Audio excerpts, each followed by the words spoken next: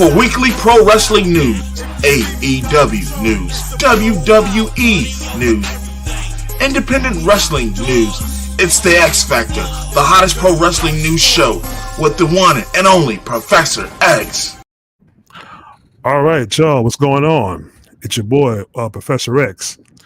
As with me always is Brother Zargon, and I have two special guests, two special black kings from the HEELS4LYFE Podcast, Rockin' Reese, and your boy, Beefy Boy number one.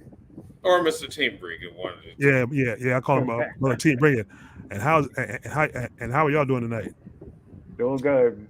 I'm tired as fuck. Right. Honestly, I'm tired as fuck. Like, this week has just really drained the fuck out of me. And then, my black ass like to give WWE some type of credit, especially after, the Vince McMahon situation. So I'm thinking that, SmackDown was going to be a decent show, and I was wrong. But we'll get into that in a second. Yeah. Actually, we can get into that right now. One of the links we saw was Vince McMahon was supposed to address the issues on the air at the beginning of the show, and he didn't address shit. He came out there and said, it's together now, past, present, and forever. And he walked out. And I'm like, what the fuck was that? Listen, I'm just going to start this shit off, and okay. Y'all don't really know how I really get down, you know what I'm saying? They do. Go for it, man. Let me tell you something. Number one, why the fuck you gonna bring your pedophile ass out there in front of a national audience, knowing that you under an investigation? Fucking a fine black chick, by the way. I'm not going to even lie. Like, I'm like, wow, okay, but that's besides the point. You come out there, you recite your theme that we see every Monday, every Friday, every fucking pay-per-view, then, now, and forever, and we're all together. What this supposed to be, some goddamn PBS special? I mean, what the fuck is going on here?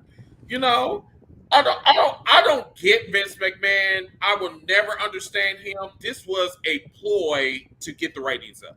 That's all it was. That's what I'm saying. And then on top of that, I hate these neck beard motherfuckers on social media that's always that wants to trash Vince McMahon 1 minute and giving him a standing ovation in the arena. Who does that? I call them the WWE Putty Patrol. That's what I call them.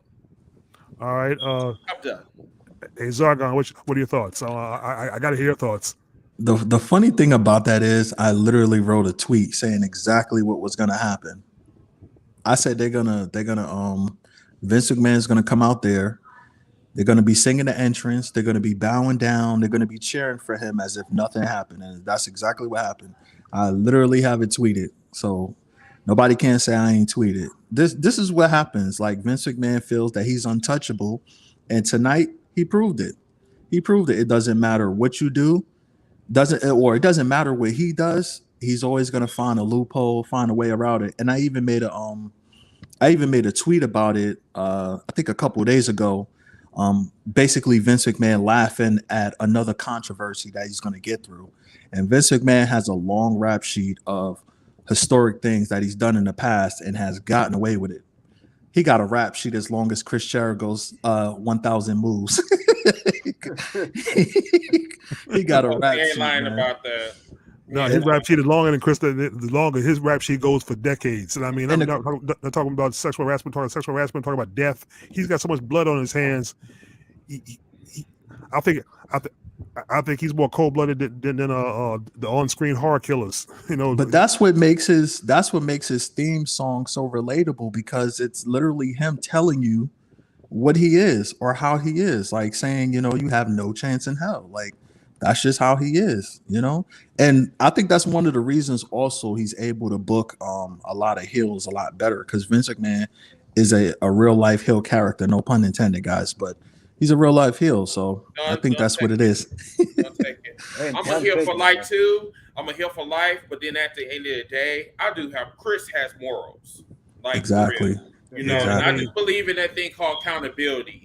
And there's no accountability when it comes to these white motherfuckers at all. There's no accountability at all. They figured that, you know, I'm more powerful than you. I got more money than you. And so I can do whatever the fuck I want without no accountability. And look, that's his mentality. And that's the problem with him. That's the problem. I mean, he needs to be held accountable finally for everything he's done.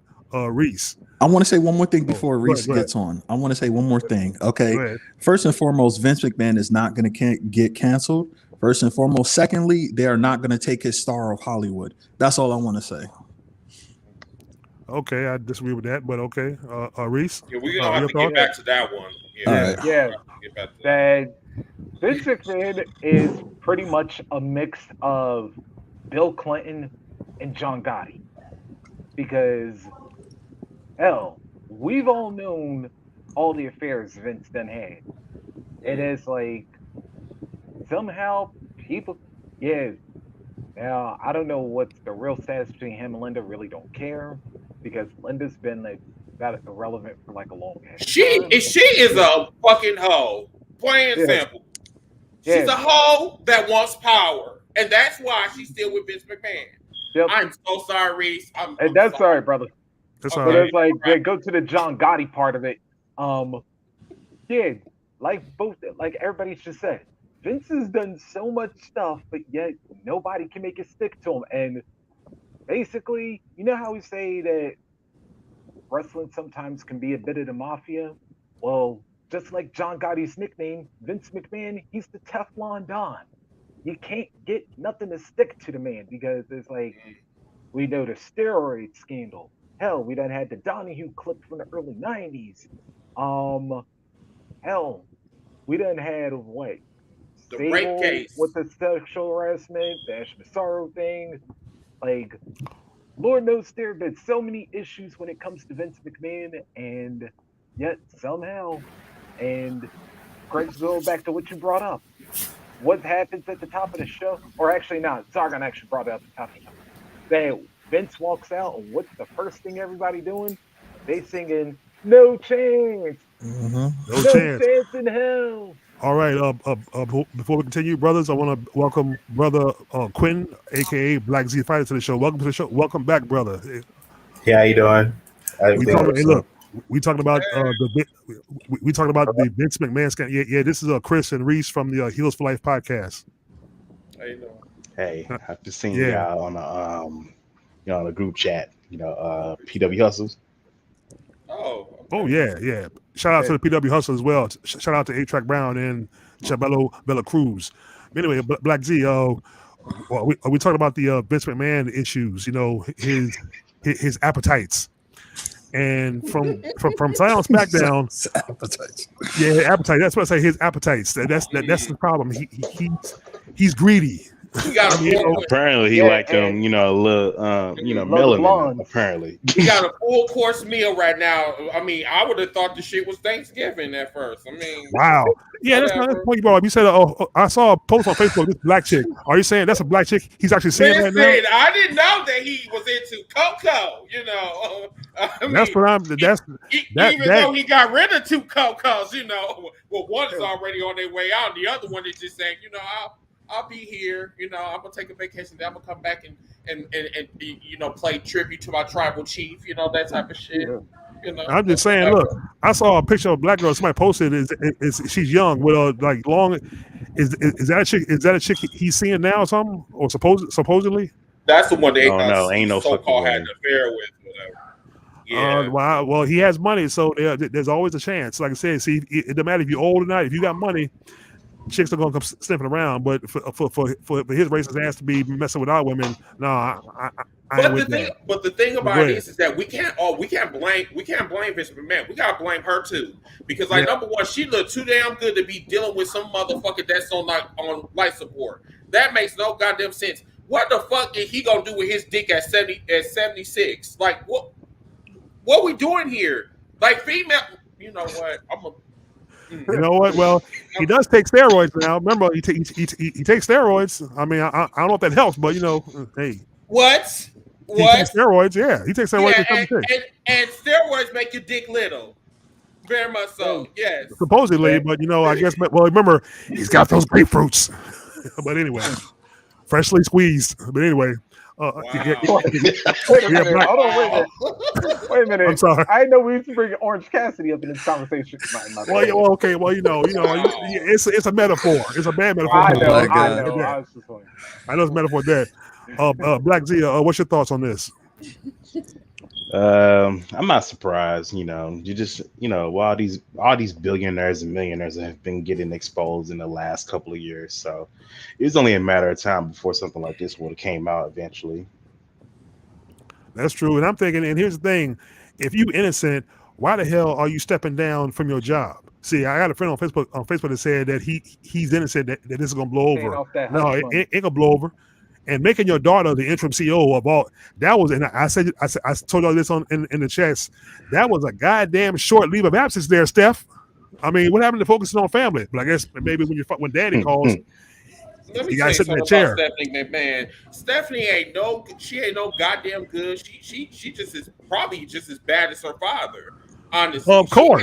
Do not get Malik started on Stephanie, please. It's either gonna be him or me. He be going over 9,000 on because Stephanie is a fucking hoe. She's a hoe. She a hoe to the 10th power. She's fucking macho man, and no one is talking about that shit. Then she slept with. I'll talk about it. Then she slept with John Cena. Everybody know that she was sucking John Cena dick. Shit, really? Damn! Come on now. Oh, you talking about when John Cena was doing the hustle, the raps? Yeah, he smacked the butt. Yeah. You know, if you look at that real quick, I bet she smashed that shit. I bet he smashed it. I mean, that's a nasty asshole, but I'm sure he smashed it. I mean, look, I hope they want protection. Damn. I mean, look, her whole train is longer. Is longer than the Titanic. I mean, come on now. That's one nasty ass. Hey, Chris. Yeah. Remember old Sam Cooke song? She was only 16, but she was already a hoe. Macho man was too stupid to know. She was young. So back then it started when she was the tender age of 16, and that's terrible. Like I said, she had more members in her than Destiny's Child. I'm trying to say. Damn! Good one though. Like I said, hey, look, just ask China if she was alive. China could probably confirm because I'm surprised China didn't whoop her ass because I would have. I'm like, man, bitch, give me my goddamn last check and I'm gonna beat your ass before I leave. I'm surprised that didn't happen either. Man, watch that when Eddie Guerrero fought Triple H on SmackDown. Remember that DDT she took? Yeah. That was. I would have to watch it over. Yeah, I got to see that too. Yeah. It's been a while. But I'm just saying that's one nasty. I mean, not to get off topic, but like I said, you got a hoe at the head of the board of directors. Okay, like I said, it's all in the family. But look, and a lot of people been posting like old promos of Stephanie and stuff, and they was even posting old promos of CM Punk talking about his idiotic daughter, doofus son. Like people was bringing up mad shit. Yeah, because and look, it's coming to pass. It's coming to pass. And look, I don't care if she's the interim CEO. It's still the company is still gonna go downhill from there. And like I said, tonight wasn't no different. He said he was going to address it, but I think that was a ploy just to get everybody to watch it. He didn't address shit because look at this. I give him credit for this. He's smart. That was smart because as a lawyer, Jerry McDevitt, Vince McMahon, shut the fuck up. Do not mention this shit on the air. And personally, I wouldn't even been there. He probably shouldn't have even been there because, like I said, it makes him look bad. It makes the company look even worse. I'm surprised he came out. I'm surprised he came out at the beginning of the show because I thought he would have came like at the end of the show. Oh no, I'm not. Because what has Vince McMahon historically said that nothing is bigger than his own ego. The man has freely admitted this. The fact that he walked out at the top of the show did not surprise me one bit because, as y'all said, Vince will do anything for a ratings ploy, especially when he's on camera. But he didn't do shit. The only thing he just recited was 4 little words. I mean, like really? I think it's 4 words that's gonna make us remember it, make us talk about it. Dude, I think that's what it is. I see shit when I'm playing WWE 2K22. I don't need your old ass coming out there and telling me what I already know. I think Vince just saying, yeah, I did it. I got the smoking gun. I'm gonna come out. I'm gonna do what I do, and nobody's gonna say shit. I think that's what it. I think it's a power move. I think he's just showing, like, displaying his power, like how strong and how powerful he really is. Like, I'm really about that. Also, that's kind of the reason why I have my name as Mr. 3 Million tonight. I see that. Yeah, Mr. 3 Million. Yeah, look. Apparently, 3 million wasn't enough. You know, shit. Oh, and look, on Rampage, Budget cuts. Did y'all hear the Acclaim's rhyme? He said, that was classic. I loved it. I gotta watch it. Max got no damn chill. I actually went to the show last night. It was pretty good. Cool. Okay, that's great. He would have said more, but they signed the NDA. I'm like, oh shit. So look, they coming out the events. Hey Vince, your time is up. Hey, look, his time is up. AEW's time is now. Oh, but anyway, that's an insult. I shouldn't have said that. Okay, that's an insult. But anyway, look, I want you to read Stephanie's little message as interim, and look how she words this. I will be returning from my leave of absence and assuming the role of interim chairwoman and CEO. I love our company and am excited to continue to work with our president and chief revenue officer, Nick Khan, and our chief financial and administrative officer, Frank Riddick. And of course, I look forward to working with all of you. My door is always open.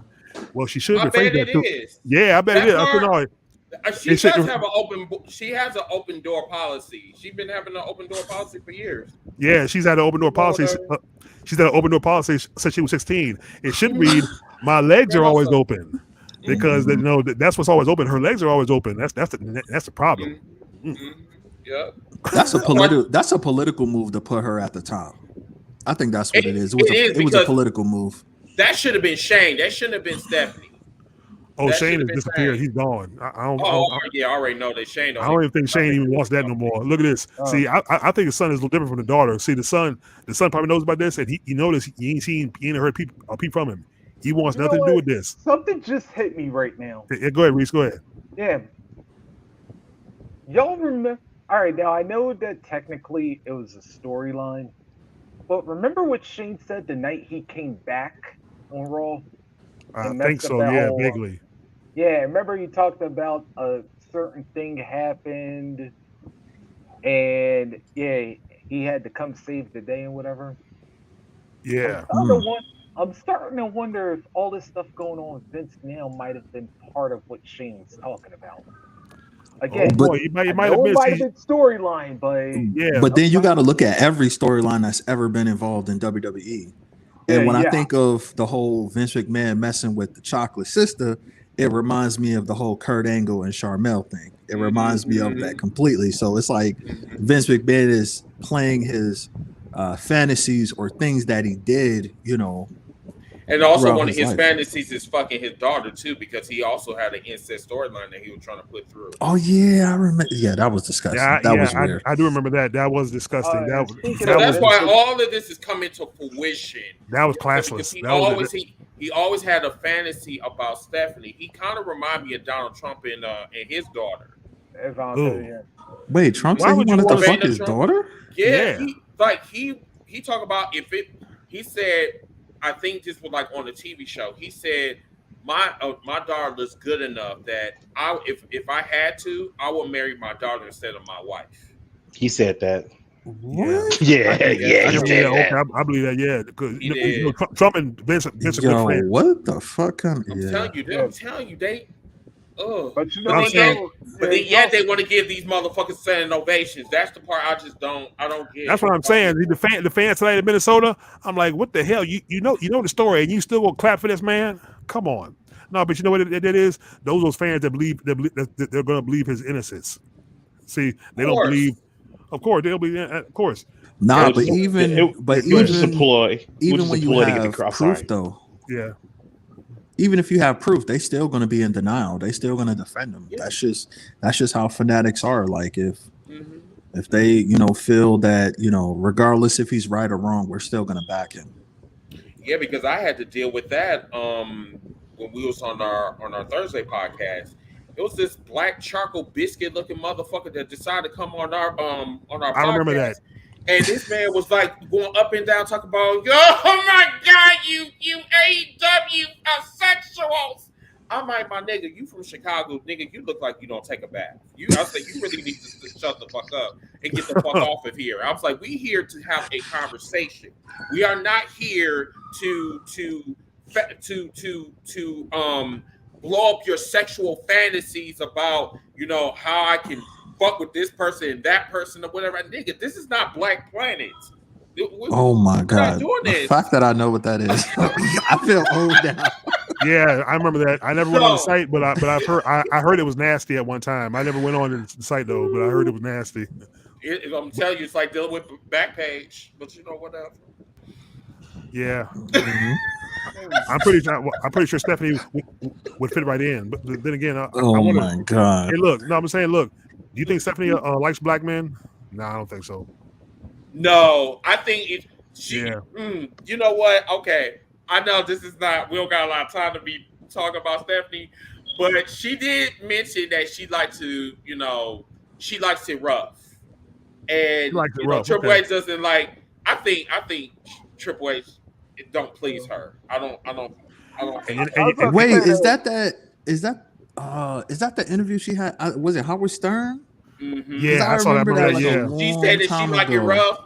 Yeah, like she like different positions, and Triple H doesn't do it. So Triple H is the type of person that he'll talk it, but he can't back it up. Well, in his defense, he did have 3 kids with her, but that was probably just standard, standard sex. It wasn't, probably rough or kinky. Now, I'm pretty sure if Booker T or somebody got a hold of that, because remember that SmackDown promo with Rock and Jericho, with Booker said, "Damn, you fine. You been taking your vitamins, girl." And then, remember that shit? Don't talk about that bag of fleas, because don't get Malik started on that too. Yeah. Uncle Booker Tom. Chris is the king of the hating on Booker T. I hate that house nigga. I can't stand him. God. That's why we have so much in common. See, I don't. I call him Uncle Booker Tom. I call him Uncle Booker Tom all the time. That's what he is. He said every on his goddamn porch. This man don't get off his porch. Every time I turn around, this nigga's always in the cotton field talking about, yes, master. Yes, master. That's what he is. That's what he is. He's the good little houseboy. So, and look, he already made a comment about the Vince story, saying, "I don't want to go there until I know what's going on." I said, "You know what's going on, please." Yeah, the one time Booker T actually don't have nothing to say. No, he ain't had nothing to say because he wanted to still keep getting them damn checks. That's the thing with Booker T. Booker T has been saying this for the longest. He said he don't want nobody to be fucking with his money. So that means if he wants to put his blackness on the line for some money, yeah, he'll do it. I mean, he even had Triple H call him a fucking nigger on national television, and he talked about, oh yeah, it was all in fun or whatever. And then the same motherfucker that resigned today said nigger right in front of him. Him and John Cena up there, like, just going back and forth, talking about what's up in the hood. Nigga, John Cena, nigga, you from Massachusetts. I swear, you from white Massachusetts. I mean, in the suburbs. What the hell do you know about the ghetto? Please. And then he walked past him talking about what's up, my nigga. I was like,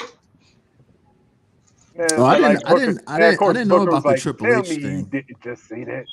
I didn't know about the Triple H thing. You didn't know about the Triple H that road to WrestleMania 19? I would have to watch it over. I don't remember that. You need to watch that one. That was really racially motivated. It was definitely blatant. Look, that I remember. Yeah, go ahead and do one of them.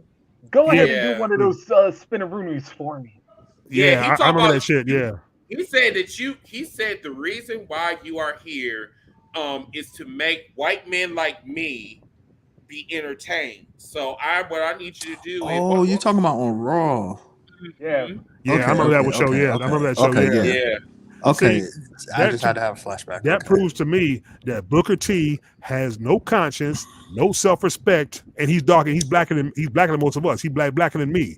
I mean, if he had any kind of education, and look at this, I even told him in the video, I would personally send him a copy of Message to the Black Man by Elijah Muhammad. He needs to read that. ASAP. He needs to be the ASAP. You need to watch Eyes on the Prize. That's what he needs to get back on that PBS specials, and he needs to fight his goddamn watches. He said PBS. Boy, I swear. I mean, Dude. seriously, seriously, Booker. Oh boy, okay. When he King Booker, he sound more natural than he do when he just plain old Booker T. Yeah. He did? Really? He tried to sound white. I mean, I'm surprised he don't got a white wife, but you know whatever. But you never know. He might have some cream on the side from his wife. Oh my God! You don't know. You never know. He'll probably pull an RVD. Yeah. So hey, look, in wrestling, marriage don't mean shit. You can be married, but you know that code about the code they have. What happens on the road stays on the road.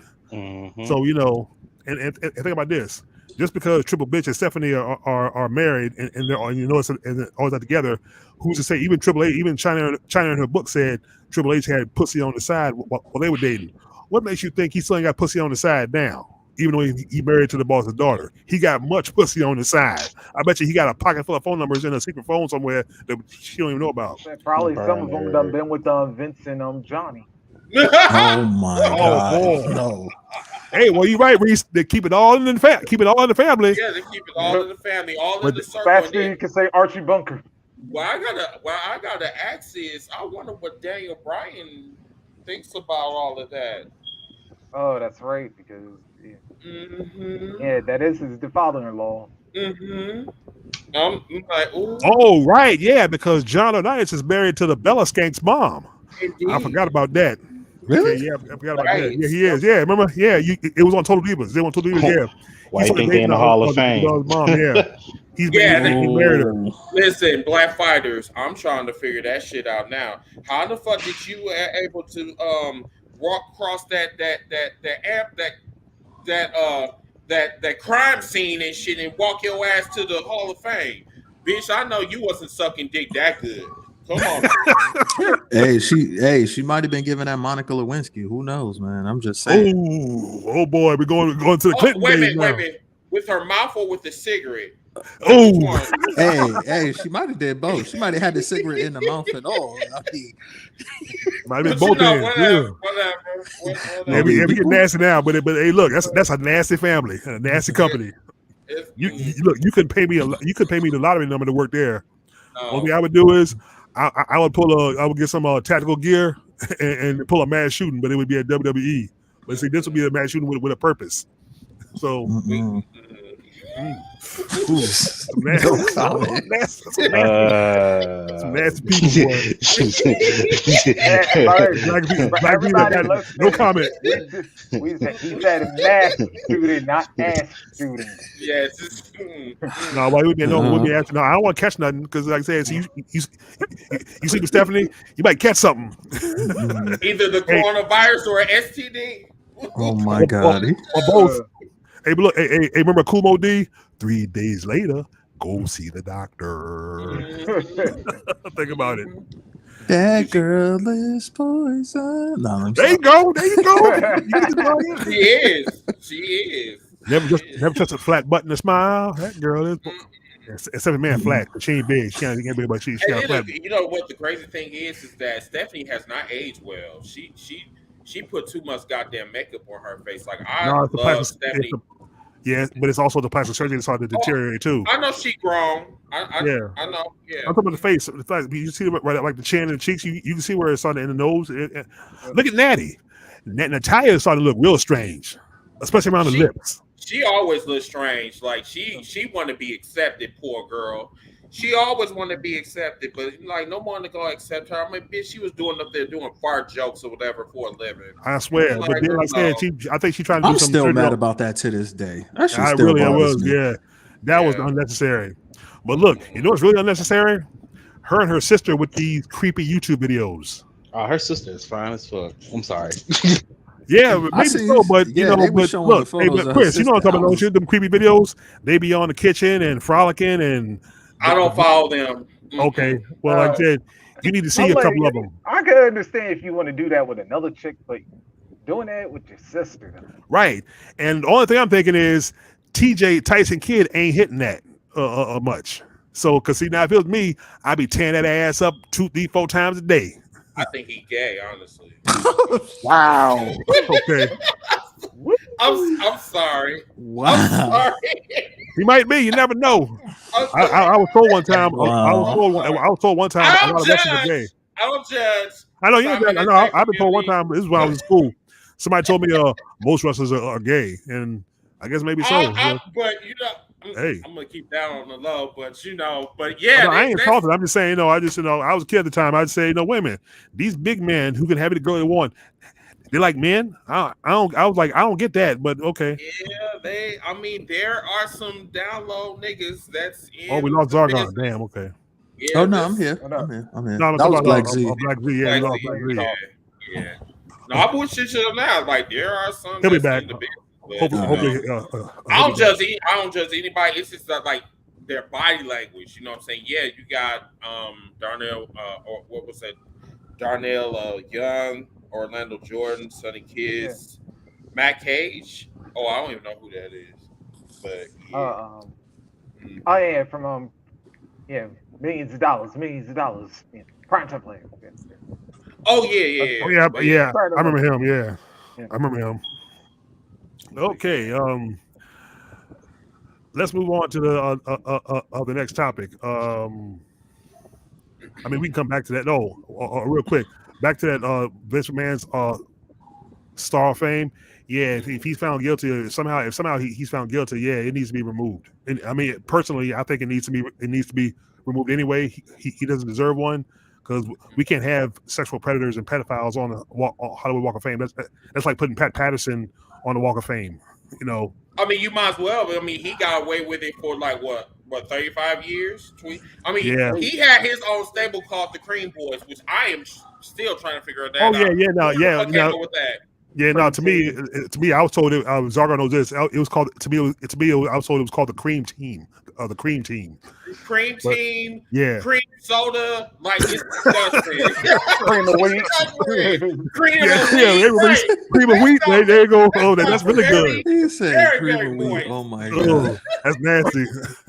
Look, I would never eat oatmeal again.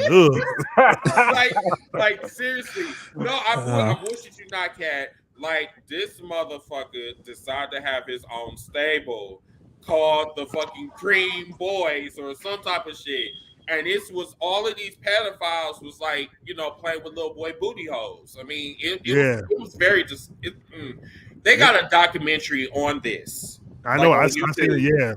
Because what it is, they would also molest other wrestlers who wanted to push. Because look, I remember when Piper was around. Piper said Pat Patterson molested him.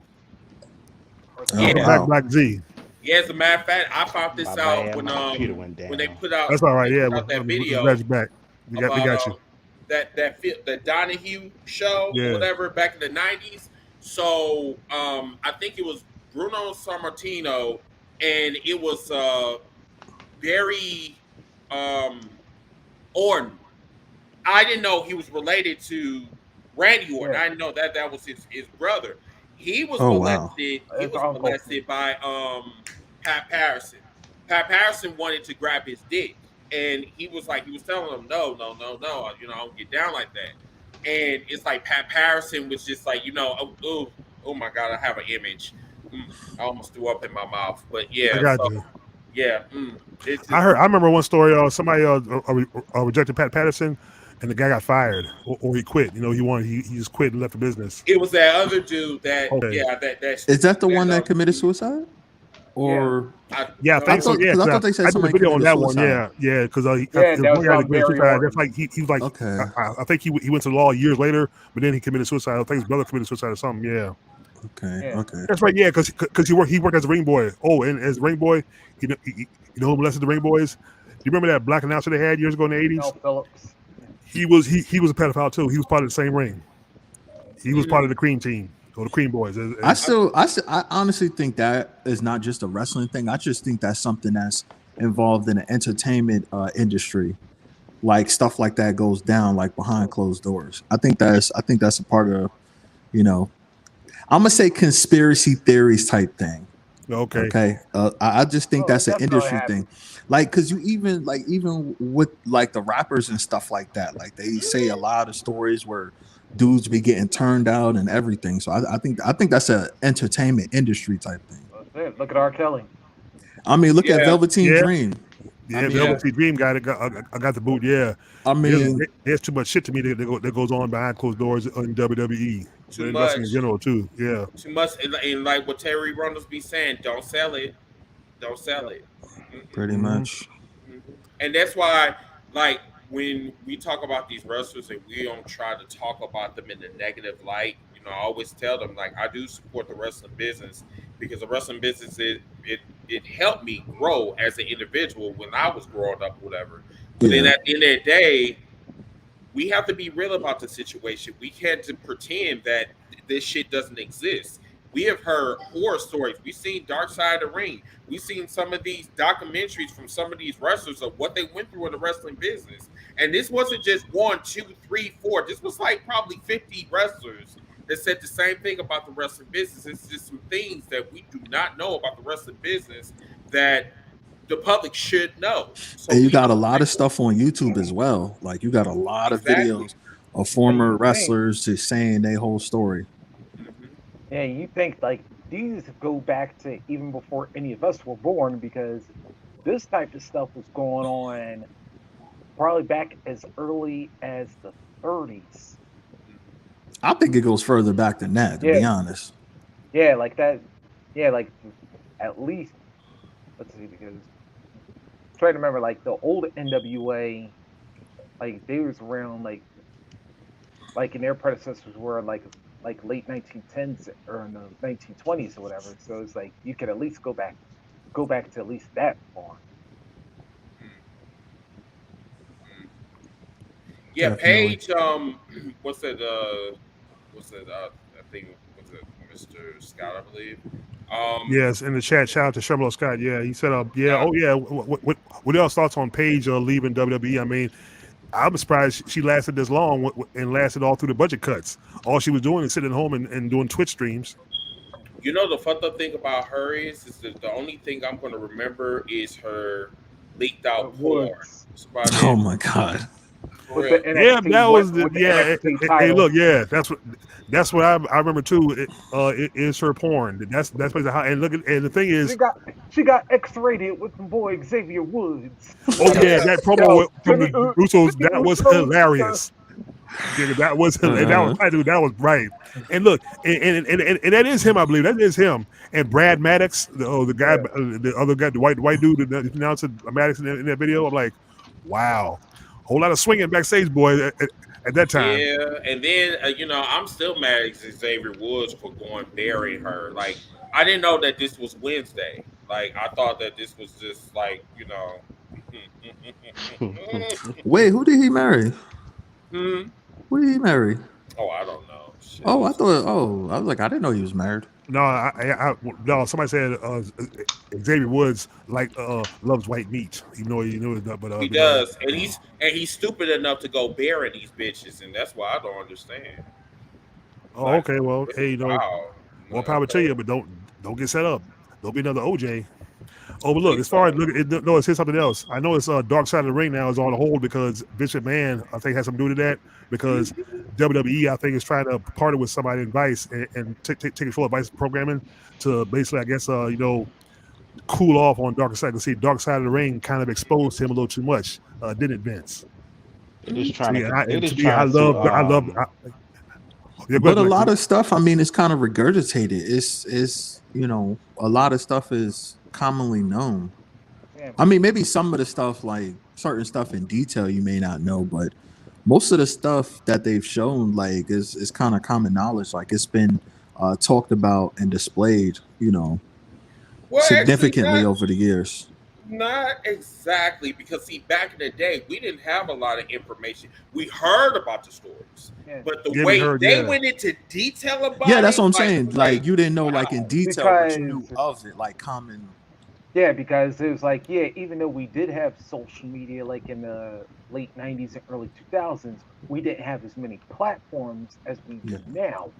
Right, yeah. Like that's what right now we're doing right now. See, where the fans we get the voice and say what we want to say and say what's real and not bullshit about it like they do. No, it's to cover up this or save face. Then again, you also had like, what's that? I'm trying to remember this whole scene. Yeah, and then you might have heard some things, but then again, it was just like the old tell a friend, telegram, tell a wrestler kind of. Oh, somebody will hear one thing, but then they'll tell somebody else, but then they'll switch the facts around a little bit, and then when they tell somebody else, they'll tell a whole different story, and it just keeps going on like that. That's true. And also, the other code was kayfabe, which is now long dead. Man, please, that shit was done at the curtain call. Yeah, thank you. Oh yeah, thank you. When it comes to the dark side of the ring thing, they just want to control the narrative. That's basically what it is. That's basically what it is. Yeah, because the WWE, if they don't want any entities making fun of them or making them look bad.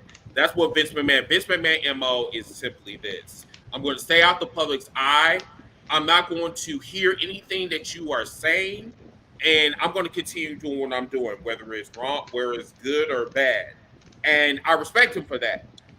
Because a lot of people don't go after Vince like that. You know what I'm saying? They usually go after the wrestlers, even though he is the focus of what's going on in WWE. And matter of fact, I'm gonna put out this point. I don't understand how he's going to step down as chairman, but then yet still running day-to-day operations with creative control. And they did say earlier that Vince McMahon tore up the script for SmackDown. So yep, he did. He tore up the whole script. And so, then I saw another link where they said the mood backstage was he's joking around like nothing's happening. He's just going through the motions. That's what I'm saying. He like a kid in a candy store. Yeah, well, here's the thing. That kid is about to get his hand spanked or slapped because he needs to be kicked out of the candy or have his candy taken away from him. That's all I gotta say. Yes, and I just hope, and I think Chris, you said on the other show, you said one of the board of directors members leaked this information on purpose. So somebody leaked that shit out. Yeah, somebody on the board hates his guts, and somebody wants some payback on him. It's Nick Khan.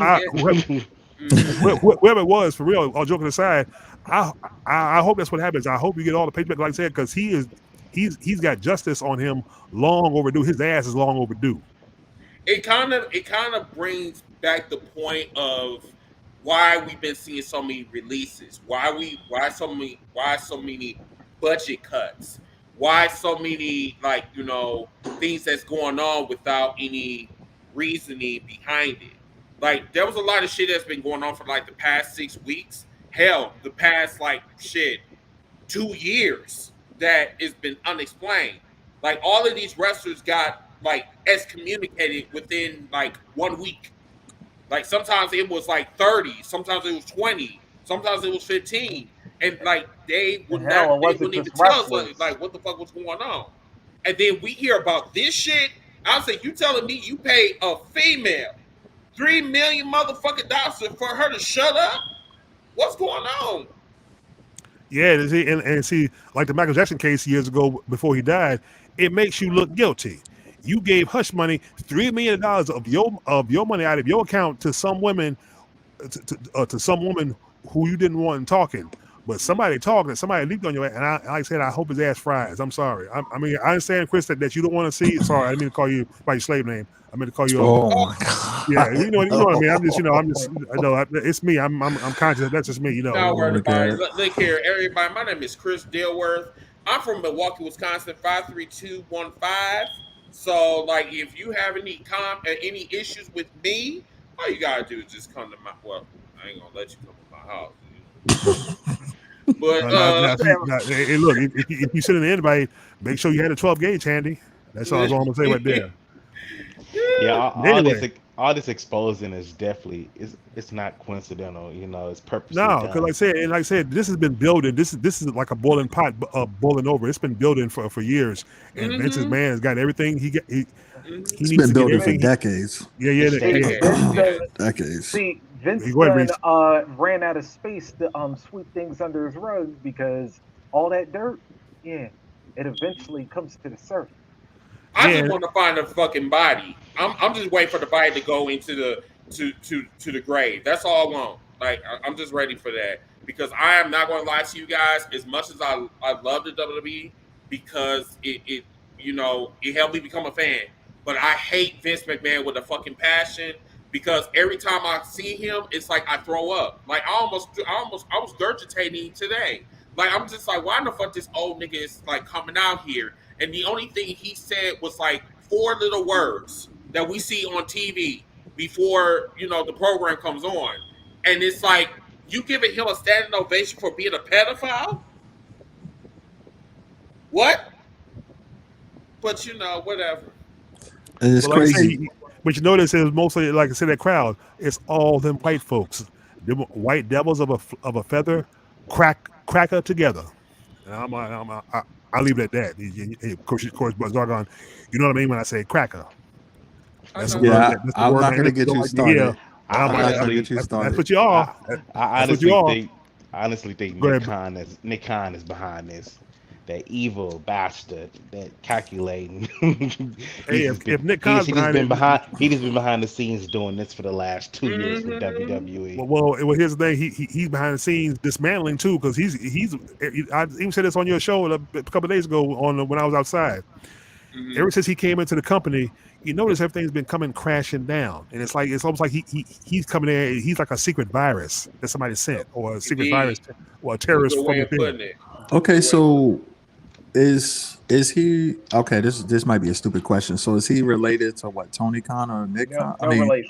No relation. It'd be awesome if he was. It'd be awesome if he was. Okay, because I just want to ask first and foremost because I was gonna go into a conspiracy theory. Yeah, because I know a lot of people asked that one. As soon as they first heard of this dude, and Tony himself was quick to even just friend. No, I am not related to him.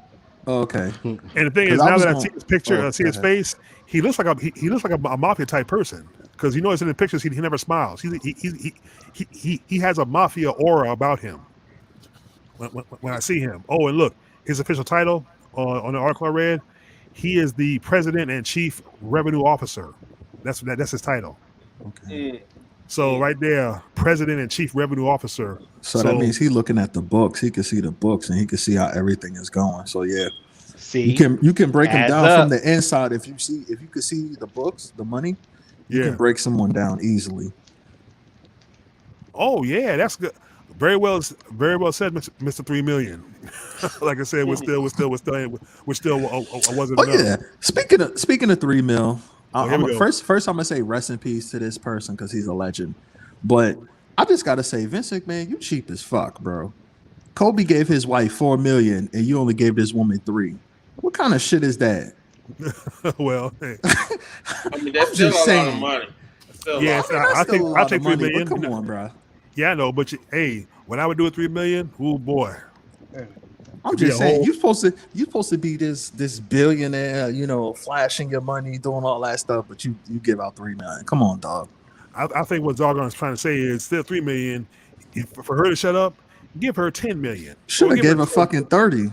I mean, if you got it like that, But then again, like I said, if she did get $30 million, it's like then she herself is no better than he is because her conscience and her soul has been bought off. I'm gonna call her Superhead from now on because I bet she was seeing what? For real? And look, she was a paralegal. Paralegals must have some good pussy. I don't know, but I'm just saying, it must be. This man says Superhead. I'm fucking. I'm saying. Hashtag Superhead. Oh boy. I'm sad. And the thing, like I said, and she's a paralegal. Like I said, paralegals must be hot. I don't know what it is about paralegal. Paralegals must have some good pussy. I don't know what it is. Basically, it's like a lawyer. This kind of feels bad because now I'm thinking of a WWE storyline right now. Okay. When Edge was with La Familia, and he was having the affair. That's how Alicia Fox got introduced. I'm starting to look at that storyline a lot different. Oh, I remember that shit. Yeah, she was the wedding. Get that camera out my face. I'm starting to look at that storyline a lot different now, man. I really am. Like, Yeah, I was about to say I am not a loser. I was Okay. about to say that was about to be a whole different meaning to Edge being a rated R superstar. Definitely, man. That's for God sure. damn. Vince McMahon out here playing his fantasies on live TV, playing his lifestyle on live TV, man. Yep, playing with his hoes, and I'm telling you, I'm trying to figure out who is the real Godfather, like in this situation. Yeah, it's Vince Corleone. You know, and even Paul Heyman even ripped him on a promo. Yeah, that should be Vince's new Vince McMahon Corleone. Yeah, and I say Nick Khan has got more power than he lets on than that title. I'm just saying, it might have been Nick Khan's call to put Stephanie. I think maybe Vince went to him and asked her, put my daughter on the seal. He said, "Okay, I'll do that for now." So I don't think she's permanent. It's interim. She's temporary because he can run circles around her. He can run if he's there long enough. He can run circles around Stephanie because I don't think Stephanie knows really anything about business, finances. No. I don't think she knows anything about that. I just think she's just kind of the boss's daughter and she plays her little part. But I think as far as finances and business, I don't think she knows anything about that. So if Nick Khan is looking at that, he can wiggle his way around it.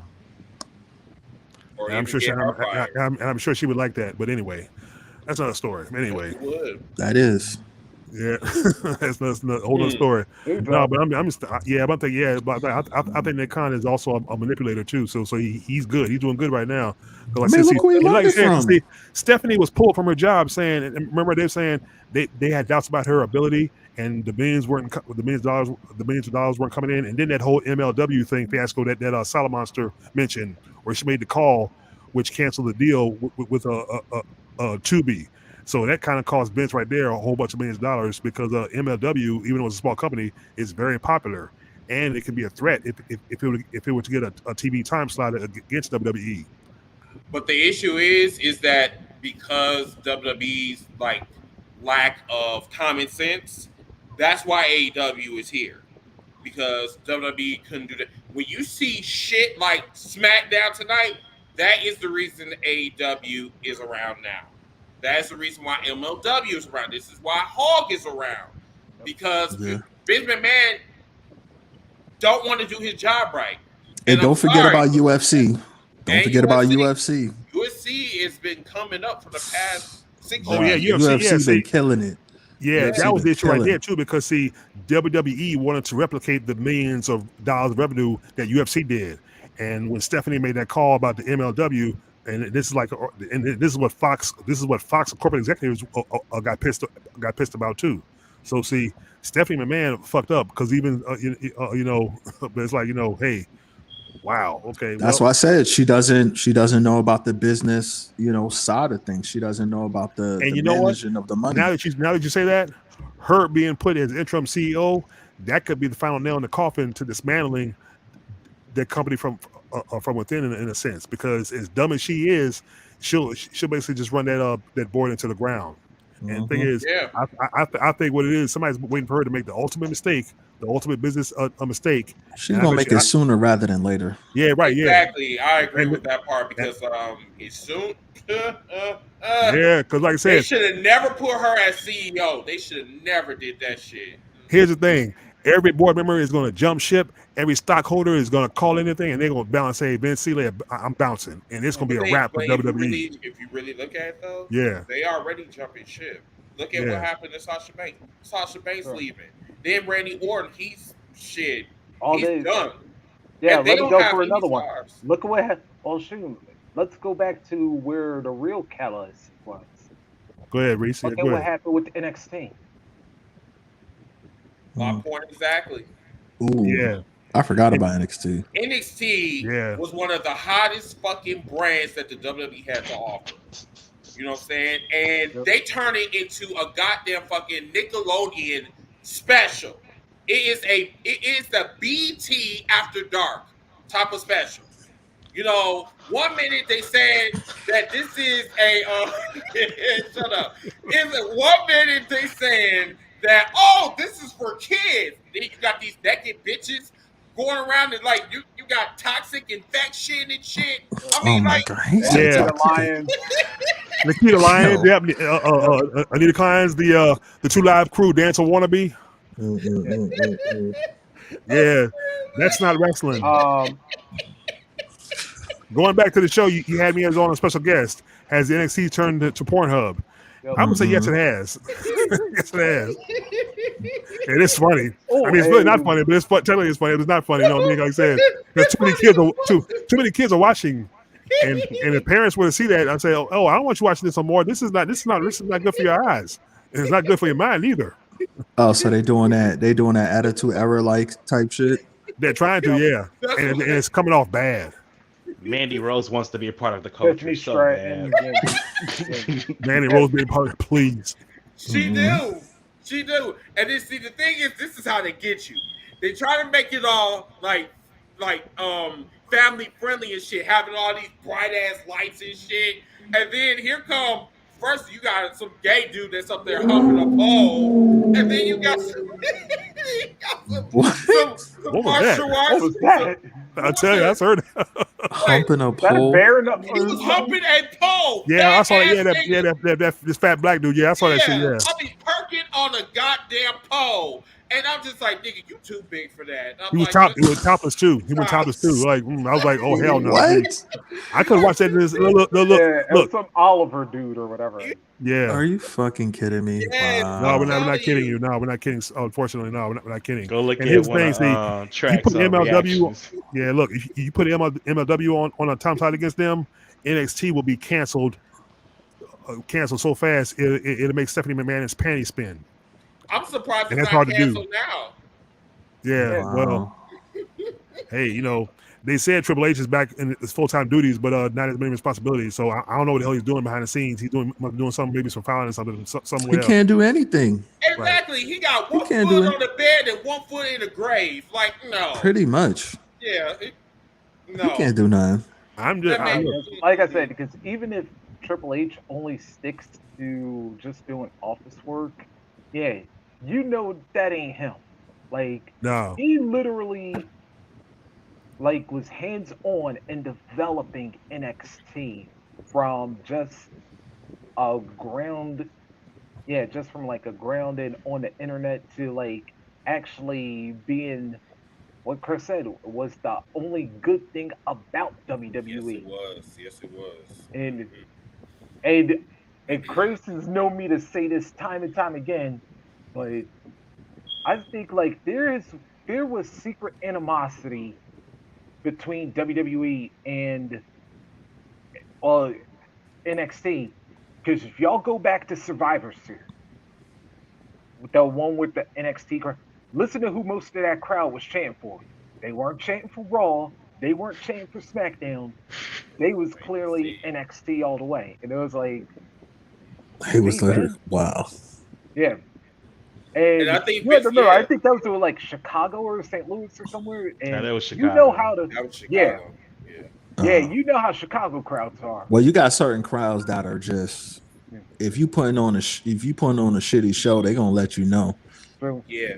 So you got Chicago, but if you got a strong wrestling city, there's like, oh yeah, they were definitely pulling for NXT, especially like in the men's match where, all right, even though Roman won it, but most of that crowd, they was all Keith Lee. and they've been trying to put Reigns over for the longest. Like it took them damn near a decade because of Vince's mishaps, but then it took Paul Heyman to get him over in 6 months. So that means that something's wrong with this equation. You need to get that old fart out of fucking office. You know what I'm saying? Just like how we got Trump out of office, you need to get his twin out of office as well. Because Vince do not know how to run the WWE anymore. That magic is gone. WrestleMania magic is gone. All I seen was old timers. Vince McMahon barely could even get in the goddamn ring. Couldn't even take a goddamn stunner. Man couldn't even walk. You know, Yeah. bad. He's always sold the stunner terribly. Yeah, always. like I mean, it's just like it was cringeworthy just to see him walk, just to see his skin. Like I don't know if he got skin cancer or he's just old, but it's just Vince need to just wrap it up. he needs to be a fucking lifestyles commercial. Just wrap it up. I mean, like, seriously, just wrap it up. Hey, look. Now you just said wrap it up. He can't even keep his pants up. So how the hell is he gonna wrap it up? As much as he be messing with all these women. Come on now. I was so thinking about that. I had that in my mind. I'm just like, that's what I'm saying. I beat you to the punch. I'm sorry, Zarga. I beat you to the punch. But I'm just saying, you said him to wrap it up. He can't even keep his pants up, man. Come on, man. Oh my God. I mean, I'm hoping he's using protection against that black bitch. But yeah, that's key word. That's key word. Let's look at that. The key word. You said hoping. I hope so. I wouldn't hold my breath. I don't think him and protection mix. Just like Stephanie McMahon. I don't think her and Connor's mix. Wow. I think she likes it bareback. I'm just wondering. Yes, I'm telling you. I told you she like it rough. I mean, she's like one of the white bitches where she should go on, like, you know, Girls Gone Wild. Like, she should be wow. Real. Hey, look. Y'all laughing, but I'm serious. No, but it's funny though. Yeah, but it is funny though. But the thing is, look, I bet you if she would be filmed and caught and put on tape, imagine how much money would be made if the tape would have come out. I'm pretty sure everybody's just eager to see how she how she swallows it and how she what this, that, and the other. Oh my God. Look at this. I know she can swallow. Cause look at this. Do you remember that WrestleMania years ago when she came out with Triple H with the bike and she was spitting, trying to spit what it is? And I even said this on the Peanut Butter Hustle. Said I didn't know she spits. I thought she swallows. And think about it, because I'm pretty sure she swallows everything and everybody. I mean, she does swallow her pride very well. I mean, we need Jericho for this segment right now. I know it. Yeah, because that one episode that him and The Rock was like going back and forth. And that was awesome. You got a man beast and a hose beast. And it was so. I mean, and he was true. We are dealing with the car and the hose. He goes, "Why, Stephanie? How have you grown in the last year?" You say, "Let the bodies hit the floor." I'd say, "Let the boobies hit the floor." And how about The Rock? Booker T, hair like Whoopi. Shane McMahon, still a pussy. I'm like, oh boy. I'm telling you, that was my best years of the WWE. Yeah. Those are that was the best promo right there. That was that, and they are raunchy with it. They got raw with it. Because look at this. They had the censor The Rock saying he said, Shane McMahon, the punk ass sucker, and the silver spoon mother. I'm like, whoa. The kids, man, the children. You gotta set an example for the children. But I was 16. No, actually, correction. I was 18. Yeah, because I graduated in 2002. Yeah. So I didn't give a fuck. Like, I just got my life, and like I was going to listen. I was so much of a WWE fan. I was going up and down Target, electronics, pet goods, and value beauty, and talk about you can't see me. You know what I'm saying? I'm like, you can't see me. Are you serious? Are you serious? So what? Are you talking about? You wore one of those bright colored shirts and hats too, and wristbands. I'm about to say. I can't see you wearing that. Okay, tell me you didn't put that on. I did come close to getting the spinner title. But I started to hate John Cena in like. Wait, which one? The original. Because he had two of them. He had the US and he had the WWE title. I like the US title a lot better than the WWE one. It was so much bling on that bitch. You know, even though they were stereotyping black folks though, but I still loved it. It gave me life. Like, the spinner. I got you, yeah. Yeah, I love it. I remember when I used to go to Hooters for the shows, because they used to show WWE pay-per-views. I saw one dude in there that had on the whole John Cena outfit. He had on the shorts, the shirt, the hat. Like, oh my God! I was like, are you serious? You actually came in Hooters dressed like that? Like, and people looked at me. I was like, oh my God! He had on the bright orange one too. The bright orange one, the bright orange. I mean, he literally lit up the room. He had the hat and everything. I'm like, oh my God! I couldn't wear that. Virgin too. Probably was. I'm saying I could wear that shit. I would not spend my. Yeah, you're right, Black Z. I would not spend my money on that. You look stupid. I mean, he had the wristbands and everything rocking too. Rocking the wristband. I'm like, good God. Hey, I was tempted to go say, hey, bud. I mean, there's some wrestling stuff I would wear, but I would never go like that. That extreme. I wouldn't go that extreme. That's like the dudes that be wearing like. Oh, come on. Damn, we lost Zargon. I told. Yeah, because I know what you're talking about because like he's on a tablet though. He's got like the he here he is. has a Ric Flair robe, feathers and all. God damn, I just got cut out. Yeah, well, welcome back. Hey, look, we too black, too strong. See, they're trying to shut us down. So, of course. That's all right. I mean, if you're gonna cosplay as a wrestler, at least cosplay as a wrestler of a cool wrestler, at least. Yeah, I swear. Yeah. Somebody good. And if you cosplay, please wash your ass before you go out the house. I'm just saying, like dead ass. I'm not even gonna lie, yo. My family, they know The Rock was my guy, man. Everything to the eyebrows, or like The Rock was my guy. It was so bad. My family used to be like, "Yo, what is wrong with you?" It was that bad. But I never came out there with like wristbands and hats. I may wear like a shirt or something, but that's about as far as I'll go with it. Let me tell you something about me. The only thing I will wear is this chain, a Team Bring It shirt, pants. I had a Team Bring It shirt, and my title. That's it. You know what I'm saying? My title. Although I would say if there was one thing like The Rock that I would wear, I'd say I would get that. I would get like that little black turtleneck that he used to wear. Because remember the episode when he did the sliding people's elbow on British Bulldog back in the day? Yeah. That outfit The Rock wore, I would wear that if I wore any. Bro, I used to walk around with my shirt. I used to wear like button shirts because of The Rock. Because he would have it like open. Like, I was that goofy. Those shirts gave me life.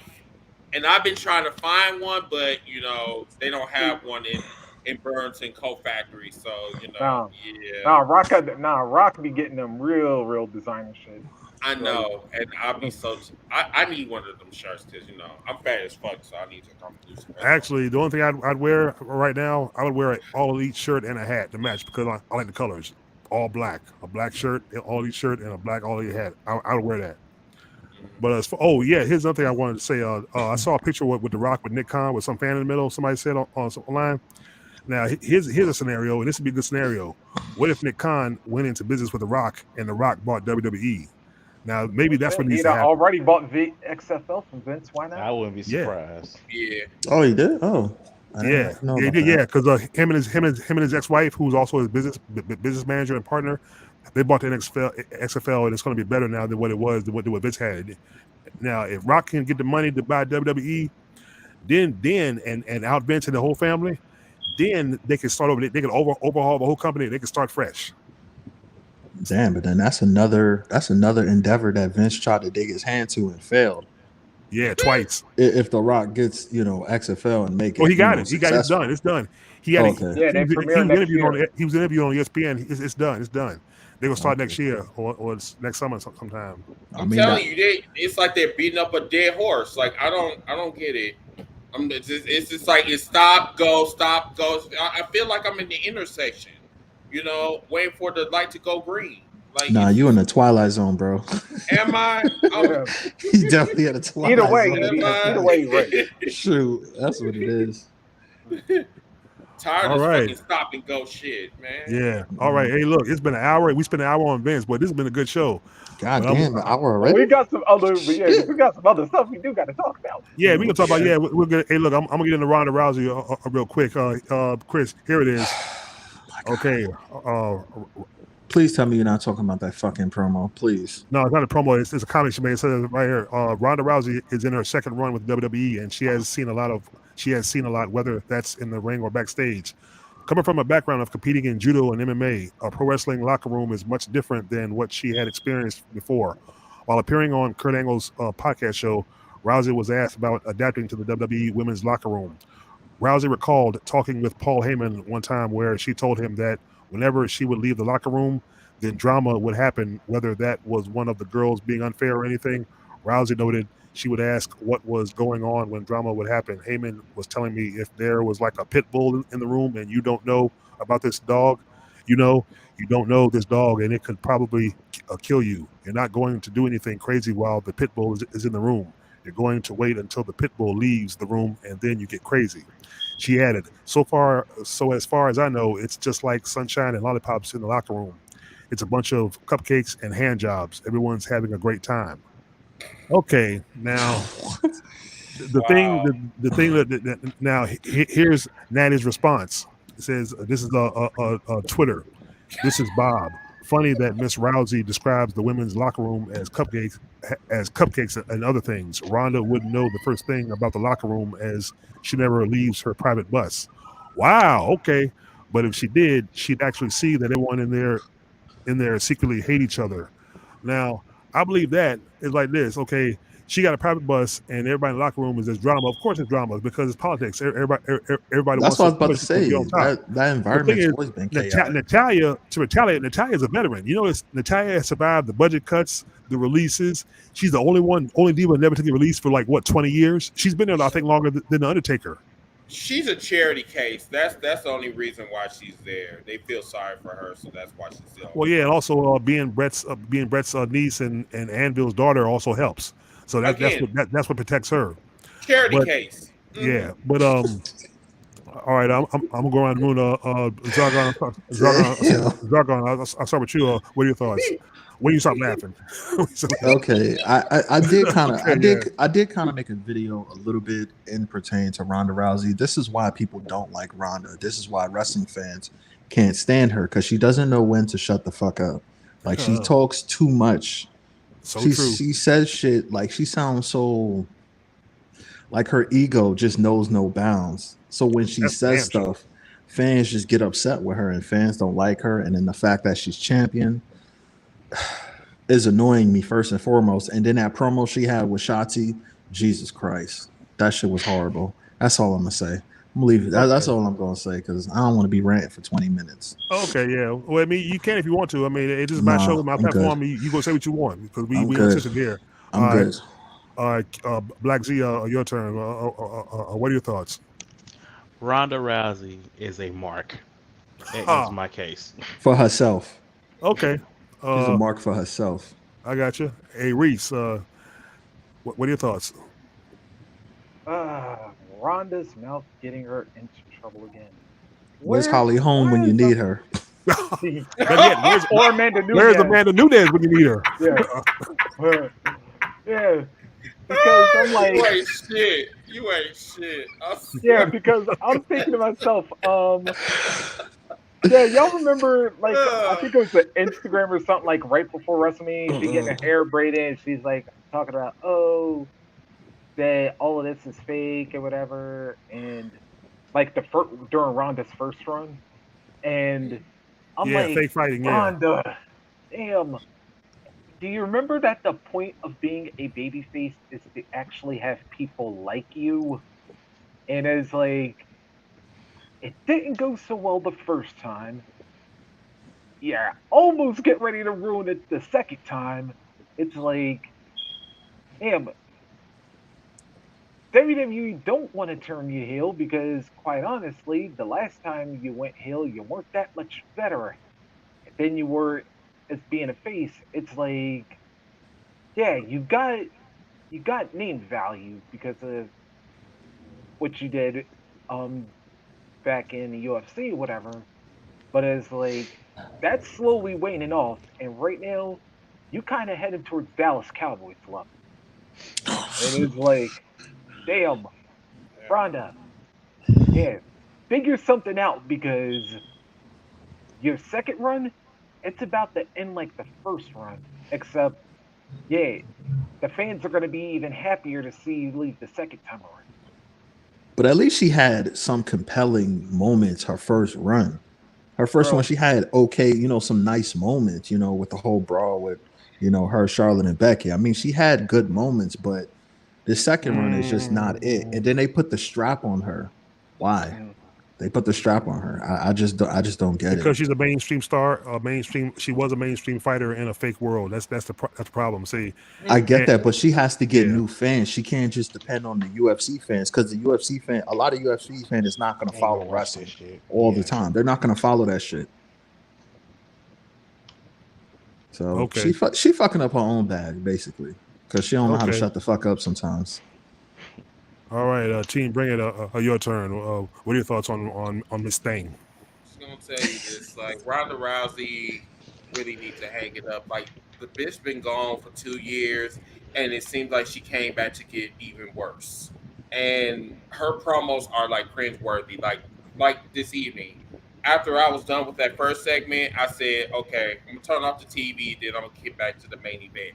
That's how I think of Ronda Rousey. Ronda Rousey doesn't. She had maybe one good moment, had one good promo, and then that was it. And then now it's like the way she talks, it's like it's robotic. It's like it's not organic. It's Nope. not like it's very unclear. Like sometimes I need a fucking translator to figure out what the fuck you talking about. You know what I'm saying? And like her wrestling is vanilla. It's okay. It's average at best. But to put the strap on her because she's a mainstream name, that makes no sense whatsoever. And that is the reason why Vince McMahon needs to either die tomorrow or needs to go on the beach. Yeah, Damn. yeah. He said, send that But nigga to the upper room. Yeah, like, yeah. The upper room.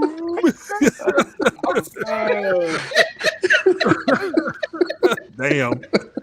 But here's the thing. Hey, You're right. hold Look. on.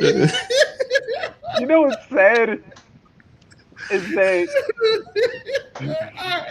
I gotta admit that upper room was classic, by the way. It was, yeah. But you know what's sad now is that even though she only had one match and it was trash, that Paige Van Zandt is actually being more relevant in AEW than Ronda's been in 2 runs in WWE. Oh, of course, yeah, because AEW makes them look authentic. And see, they're authentic fighters. See, AEW doesn't do that cartoonish. That AEW ain't on that bullshit. Let's put it that way. You know, and I AEW, think that's why some of these fans in the WWE hates AEW so much because they wish that they were the WWE of right now. They just wish that they want the Attitude Era so bad they can taste it. Unfortunately, it's not in the WWE. It's in AEW. You know, they wanted CM Punk to come back so badly. Unfortunately, it went to the competition. CM Punk ain't stepping foot back in there no more. I think that bridge is burned between them two. And I think the bridge is burned between them and Sasha Banks too now. Because see, Sasha Banks' exit was a very nasty exit. Very he had to call the lawyers in. So Sasha Banks. Yeah, but hasn't she tried to leave in the past though? So it's not just a one-time thing though. Yeah. But you know what though? When she came back, that was her fucking fault. See, she thought that she was gonna get this all these big gifts on Christmas Eve, and then she found out that shit got real. Like they said, you ain't the favorite no more. No, we're gonna put the title on you, and then we're gonna take it back off of you. And now she got a problem now. See, people gotta understand money ain't always, you know, it may make the world go round, but when it comes to you being a favorite, if you ain't Roman Reigns, bitch, you better hang it up. No, she wants to literally be the legit boss of her character, but that's how it works. The legit boss was just a name, for the most part. I love the legit boss though. I mean, it's like a catchphrase and things like that. I mean, I'm not fond of Sasha Banks, but I do think she is a great talent for the WWE. I do think she is a great talent for them. So that's a loss. Right now. She's gotten to the point where she's literally outgrown the company. You know, like what else is there You for think her so? to do? Who else is? I mean, who else is there for her to wrestle that she already wrestled? That's right, yeah. Let's see the whole tag team title thing. The whole tag team title thing with her and Naomi, that wasn't going anywhere. And you see what happened. I was actually happy with that. Yeah, I was hoping they would do something with it. To be honest, they could have no teams. No, you had a team. No, look, hold on. You had a team. You had one team.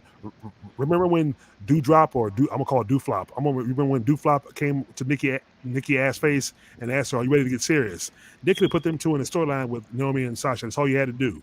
But they messed that up. Like I said, see, Sasha didn't like what both Sasha and Naomi didn't like where things were going. And you see, Sasha can leave, but you notice Naomi's in limbo. But like I said, her husband still has a job, so I guess she's good for now. You know, until whatever happens. She's gonna be super bad if she comes back.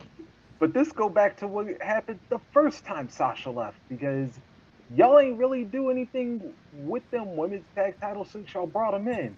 And realistically, the only time them things are in the main event, yeah, Kyrie Sane almost got hurt if Becky Lynch didn't roll her under the ring off camera. Really? Yeah, because at TLC, yeah, because remember that spot when Charlotte like slammed Kyrie Sane into the barricade with that little swinging power bomb? Yeah.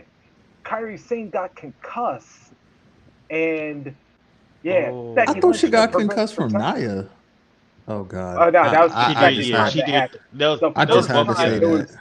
They Don't the go both off first me, time it times was too. from Charlotte, and please don't. yeah, Becky had to literally roll Kyrie under the ring because she noticed that she got that little glass eye to look like whenever you might have a concussion or something. Like a deer in So headlights. Asuka, yeah, so basically Asuka had to wrestle this You're match solo for a long part of it. terrible. Oh Yeah. man. That because Charlotte bitch ass back in 2019 was being super petty. She always petty. I mean, she's a fucking player for a reason. I was Yeah, about to say she's she's a Nature Boy's player. daughter for a reason. That's not And surprising. I heard Nia Jackson mention that. Nia Jackson was just a one big fat train wreck altogether, because all she did was injure her coworkers. That's why You're I not said, please supposed to don't get him injure your started. coworkers. She barely got around the ring. I mean, she was bloated as fuck. Like, for real. You know what I'm saying? He probably Like, couldn't get around the ring, but I bet she can sit around the house. And then you got these God. virgins out here talking about, oh my God, I'm so in love with her. Oh my God, like what the fuck is to be in love? I mean, I feel attacked. No, well, here's the thing, though. No, well, hey, look. You like? Oh, never mind. No, Team Bring it. Now, look, Team Bring it. Some people like tons of fun. She was, you know what I mean? She was a dominant figure, but I just hated the fact that she was hurting people. Like the same thing with Awesome Kong. Like Awesome Kong was beating bitches' ass, but she wasn't like hurting them. So there's certain people that I like. Different sizes. Yeah, Kong was cool. I had Kong too. And people had the nerve to be like, "Oh, my dream match is Nia Jax versus Karma, Awesome Kong." I said, no, why? That's not a dream match. No, that's not a dream match. You want to have That's Kong versus Godzilla? Like, oh, okay. Well, you can watch that shit in the movies. Like, apparently, like I don't think Lena would try anything though, because I don't think she want that smoke with Awesome Kong. I don't think she want that smoke. I don't think she want that smoke. I've heard Kia got a temper too. She got a choice. Yeah, I don't think she want that smoke. She's nice. That backhand came along. Yeah, I was like, yeah, Nia, remember how you broke Becky's nose? Yeah, let Kong hit you with that back fist one time. Bruh, that shit might save a career. Shit. Yeah, ask Bubba. Bruh, as soon as she hit, literally Not think Bubba. about it. When she hit Becky, like that literally like made people like really look at her in a different light. Then Becky suddenly became this household name. Lynch, yeah. But Nia Jax should have known better. You shouldn't break a coworker's nose. I mean, Becky could have sued her if she wanted to, but and a lot of that's neither here nor there. But it is what it is now. But getting back to Ronda Rousey's comments, the cupcakes and hand jobs. Now, I don't know where the hell hand jobs came from, but considering what's been going on, I'm pretty sure there's been a lot of hand jobs handed out. Ain't that with who was it? Was it Buff Bagwell? Didn't he write something in regards to the hand job? It was somebody on Twitter that wrote a comment in regards to hand jobs. That shit was funny. I wish I knew who it was, but it was fucking hilarious. I'm like, yo. Yeah, wait a minute. You know what that would remind me of? Okay. Remember that one rumor that was talked about Randy Orton when he would like stick his hands down in his drawers and then shake people's hands and whatnot? Anybody remember that rumor? I would literally slap the shit out of him. I heard about that. If he ever did that shit to me, I would slap the shit out of him. I said, I don't even give a damn if you gonna fire me, but I'm not doing that shit. I said, about to get your motherfucking boss, and then if your bitch wanted to say something on Twitter, I'll slap the shit out of her too. You about to get this Alberto Del Rio slap? I don't play with people like that. Like I don't do that. That is nasty. That's disgusting as fuck. I don't know where your dick been. I'm like, no, I wouldn't even touch it anyway. I think he used to do that back in the day too. Like when he was way younger. Yeah, it was back in Legend Killer time. Yeah. Okay. Well, like I said, to Ronda Rousey's comment, I guess, or credit, I guess the meme behind that is if it's like that, you know, backstage, that means it's a lot of bullshit going on. It's like the bullshit going on with the scandal and everything. If I could ask her a question, I'd ask her thoughts on the scandal because, like I said, you know, there's a lot of bullshit that goes on in the backstage area that the fans don't see. I mean, we're starting to see it come into light. But like I said, those comments, even though the comments might be off the mark and kind of like a cryptic in a sense, I guess you say cryptic. But at the same time, like I said, that just right there, just cupcakes and hand jobs and lollipops and this kind of thing. That shows you right there, there's some mess going on that shouldn't be going on, which is why I wouldn't trust nobody in the locker room. And if she, like I say, hey, Ronda, you're right, stay on your private bus. Stay out of the locker room. I'm pretty sure, like if she stays on the private bus, she probably knows that she isn't well liked by the other ladies back there. And you know what? And that's the only part that I respect about Ronda. Like, that's fine. I don't want none of you hoes up there liking me. I don't give a fuck. I mean, I'm going to stay on my private bus because I don't like y'all anyway. It's the coronavirus around. Like, you know what I'm saying? Keep y'all dirty-ass locker room over there. Like, I'm going to stay over here. Especially when some of y'all probably been messing with Vince. Keep your dirty hands and your dirty body and your dirty whatever else. Too much germs around. No.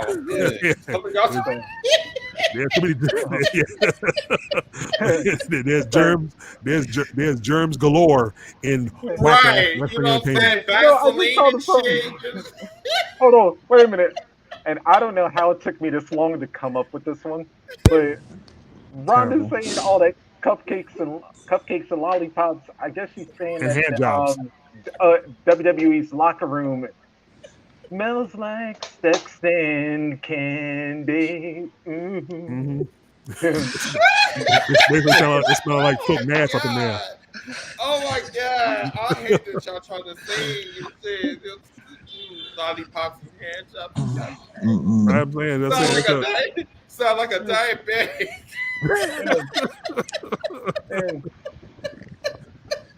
Wash your hands when you come out of the bathroom. Wash your hands, and also wear some gloves. Hey, look, if I was back there, I'd wear 2 pairs of gloves on each hand, and probably a hood mask just to keep from keep them contaminated. I'll just put a bag over my head and just be done with it. No, but you need gloves too now. Either that or you might need that mask that Moxley was wearing in his last days. Oh my god! No. Yeah, there you go. Yeah, you go. Yeah. This is not a nuclear fallout, okay? It's becoming a nuclear fallout with the way this company's going. It's becoming a fallout. Hey, shit, that might actually make fans actually like her if she becomes arrogant like that. I mean, they might, some fans. Yeah, I think Ronda Rousey. In all seriousness, Ronda Rousey is basically like a female Brock Lesnar. Yeah, that's okay. Yeah. Yeah, but at least Brock Lesnar got some form of charisma or something. I'm not happy that he came back tonight, but that SummerSlam is going to be a last man standing. That is like, but you know what? This is what we're going to talk about on our Saturday podcast or whatever. So here's the issue. The issue is that the WWE does not want to create new stars at all, and it goes back to my point with NXT. NXT, that whole, BT After Dark, the reason why they decided to rebrand that shit because somebody in the back was upset because they was getting the clout and, even the main roster wanted to come over there and play on that side of the fence, you know what I'm saying? Because that was big shit, definitely. But now we have, this bullshit that's going on, and we got high school drama. And they about to have a SummerSlam match. We just got through with WrestleMania. What? Yeah. And then you got Bobby Lashley that called out fucking Roman Reigns. What's up with that? So you just gonna let that just go unannounced? Hey, you got me. But the thing is, Roman Reigns said in his promo at the end of the show, "There's nobody," and you know what? That's literally Vince has nobody. Nobody knew anyway to challenge him. Nobody knew that they could push to challenge him. So what do? You gotta call back Brock. Well, the reason why that is because he up there paying people $3 million to shut the fuck up and stay out of television. And yeah, and who faulted that? That's Vince. That's Vince for you. And of course, your daughters are the CEO, interim CEO, which makes things just as bad. Just things went from bad to worse. But at least one of them is smart. Shane McMahon disappeared. He's smart. I think he even sees this company is becoming almost like WCW. It's about to fly apart. Well, through all red tape, it's about to pop or it's about to crack. Shane might need to go back to Panama City. What's Panama City? No, because remember that's where he was. Remember the night when on Raw when Vince tried to buy WCW's very last show. Yeah, he came out on WCW Panama City. Yeah, I remember that. Yeah. And said he bought WCW. You know what'd be awesome though? If he came out on AEW, that'd be awesome. If he would do that, if he would do business with Tony Khan. Khan. That would be a shocker. No, that would really be a forbidden door. Yeah. The ultimate forbidden door. Oh yeah, that'd be the ultimate shock because that right there, because that'd be like a slap in the face to his family, saying, "I know what you did, and now I'm gonna let you sink." But anyway, just like Cody. What's up, Cody? Yeah, okay. Other issue I wanted to talk about was and Team Bringer talked about this on his podcast, the Jeff Hardy situation.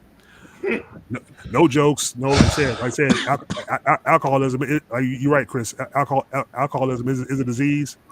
But I'm always wondering what makes him, what drives him to do this when he's trying to clean himself up. It's kind of like, my thing is, this is what I said for Sonny. He's like Sonny. At least he hasn't killed anybody yet. I was thinking, like I said, spiritual intervention. He needs somebody spiritual in his life, and also he needs to leave wrestling because, as a whole, in all seriousness, the wrestling business is not a good lifestyle for nobody. It's a lifestyle bad. You beat your body up, and I think this is what, like I said, I think he's self-medicating with the pain because, like I said, them swantons flips and dives on the chairs and ladders and everything. He needs to stop that ASAP.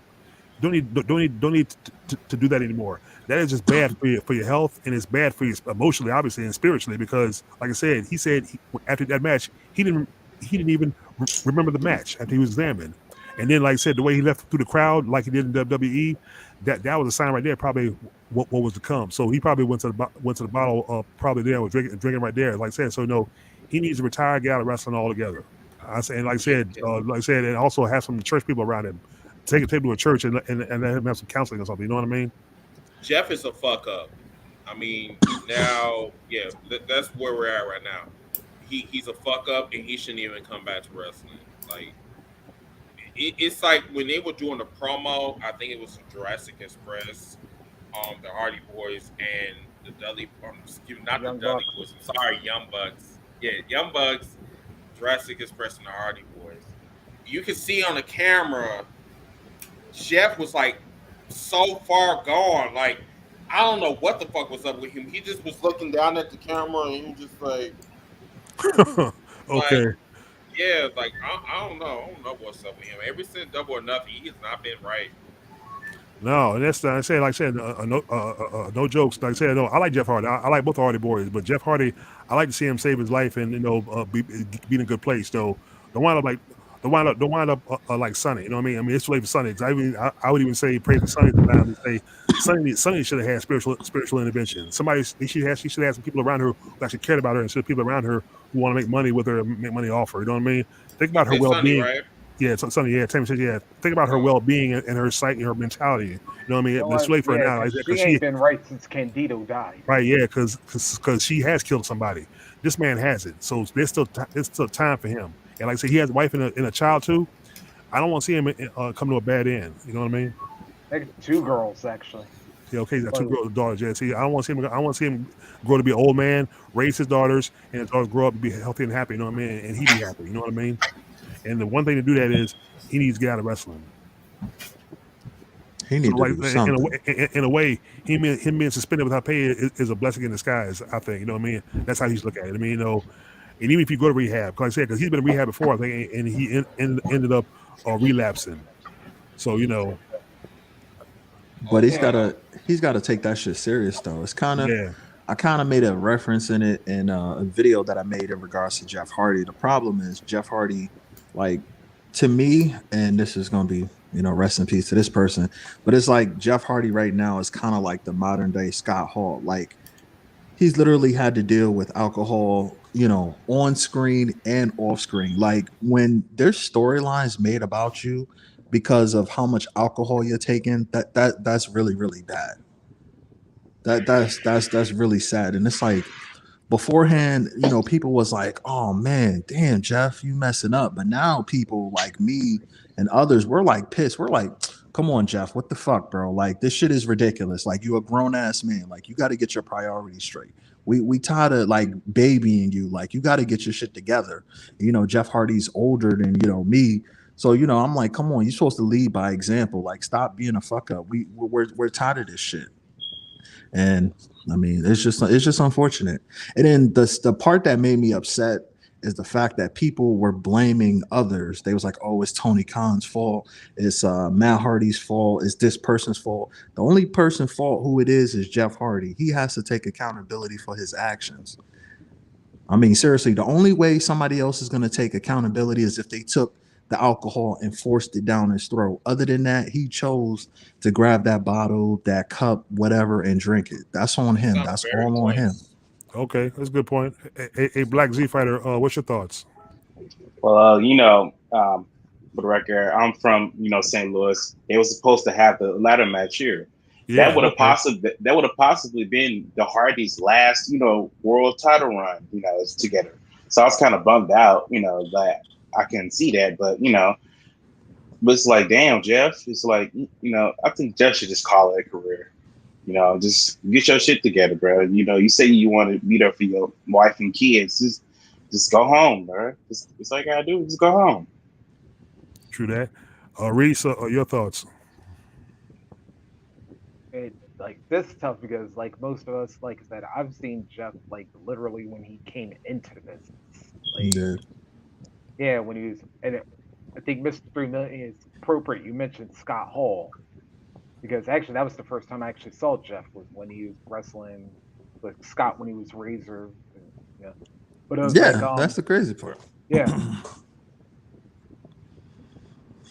And one way I agree with y'all that he does need to get out of wrestling because, to borrow one of JR's most famous lines is like, Jeff's gonna be broken in half at some point because all these swantons, like especially going through tables and diving off ladders and whatnot, it catches up to him. Because there's a reason Father Time is undefeated against anybody in life. Except Tom Brady. Yeah. It seems like it seems that way. Tom Brady, okay. Yeah. It seems that way. But yeah. But going on to the serious way.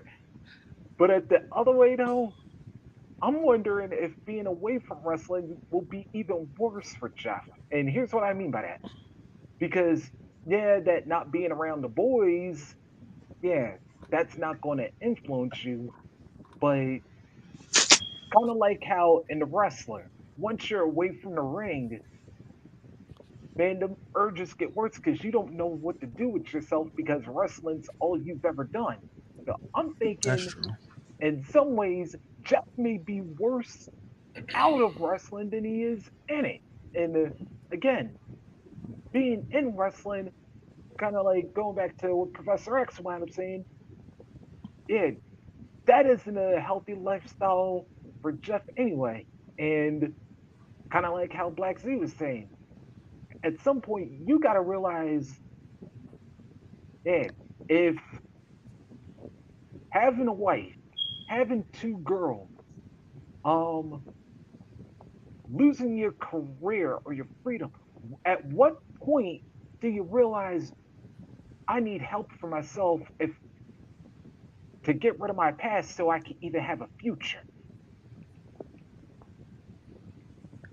Or at least let your daughters have a future of seeing you, man. I mean, exactly. Shit is crazy. Yeah, that's true. Yeah, that's true. Yeah, that's all we want. So, like Jeff Hardy, from all of us here, we're praying for you, and we hope you get right. Like I said, even if we don't see you again in the ring, that's better because we know you're alive and healthy and well. So and it's also like a really tasteless thing. And Mr. 3 Million, to go back to something else you said. You talked about working work things in the storyline. And this is where I gotta call out WWE fans a little bit. And Chris knows because I like sent him the video, and actually Chris I'll send it to you as well. Y'all remember what was one of Jeff's last storylines, like especially during the pandemic? Because remember when he and Sheamus were getting at it, and of course the blow off to the whole thing was, oh yeah, Jeff Hardy in a bar fight. And I was like, Vince, They had the car crash. Didn't you learn your lesson from when you tried to tie in CM Punk and Jeff Hardy when Jeff was kind of going through the same thing? And now you're gonna redo this again with Sheamus and Jeff? Definitely. And I forgot about the CM Punk stuff because CM Punk wasn't pulling no punches on that one. he was definitely having no filter with the things that he was saying. He definitely had no filter. I mean, I wouldn't either. I wouldn't shit. It's like I think what's so sad about Jeff Hardy, it's like it doesn't matter where he goes, he's going to keep doing the same thing, and it's not getting any better. Like this has been on for 10 years. That's what I'm saying, and it's gonna end. It may end badly for him sooner rather than later. Like either he's gonna hurt himself or he's gonna hurt somebody else. And the sad part is that Jeff Hardy is one of those rare commodities where everybody of any demographic fucks with him. Doesn't matter if you're black, white, whatever. Everybody fucks with Jeff Hardy, and then to see him like this, it's like upsetting. It's kind of like seeing your dad or whoever like just going through this, and it's like you can do good, but you just mess it up, and then we're not even going. He had the whole ordeal with Impact, TNA with Sting. I mean, this is a repeated pattern. This is a typical pattern, and it's like you're okay for this amount of time, and then suddenly you hit a relapse, and then it's like you're back at square one. That's why I kind of made the comparison between him and Scott Hall. Like it's just like same thing with Scott Hall. It was like, damn. I mean, even when Samoa Joe cut that promo on Impact in regards to Scott Hall and Kevin Nash was upset. I'm like, I get it, it's your friend, but your friend got to get his shit together. Same thing with Jeff Hardy. Got to get his shit together. I remember that promo. Yeah, that was on a pay-per-view too, because you can buy that. Yeah, that was great because Samoa Joe he didn't pull on punches. He ain't pulled nothing. He was on fire. And it's sad. And I actually, after that match, I heard backstage that him and Nash got into a shoving match. Yeah, that's what I'm saying. So it was serious. See, I mean, it's sad, but it makes compelling wrestling. But it's sad. But see, with Scott Hall couldn't shake his demons at all. It was too late for him. So he was getting older. It's like the older he got, the worse he got. Yeah, that's like finally when when Dallas finally got a hold of him, and it's like although even that took a while, but I was like. I thought like by the time Scott was finally looking like he shook his, unfortunately, that was when he was getting close to his deathbed. That's the crazy part about it. That's the crazy part. Yeah. And I'm thinking like if you really want Jeff to get help, I was like, get Dallas, but more importantly, get Sting. Because especially if you get like Victory Road Sting, because y'all were, and as long as I had known him, I never remembered Sting cussing until Victory Road. And because he was legitimately pissed at Hardy. And I'm like, if you could get that Sting back for even one day, I was like, make it the day that you initially set Jeff down and literally have him unload every last feeling he was thinking about on Victory Road, and then going through this again, and then let Dallas work on him afterwards. Definitely. I mean, Jeff needs more than that. Jeff needs like the toughest of tough love right now. And and the sad part is, you would think he would learn because of other wrestlers in the past, passing away. I mean, not everything is alcohol, but due to alcohol, drugs, and things like that, there's other wrestlers in the past that's gone away from it. I think, I'm not sure if it was alcohol or something else, but I mean, think of Umaga, like guys like that, that had trouble, and they passed away. He was clean, but if I could go like way back in the Wayback Machine and think of Kerry Von Erich. Definitely. That matter of fact, you could look at that whole family. Yeah, that shit is just a tragedy. Yeah. Yeah. And Von Erich is. Oh.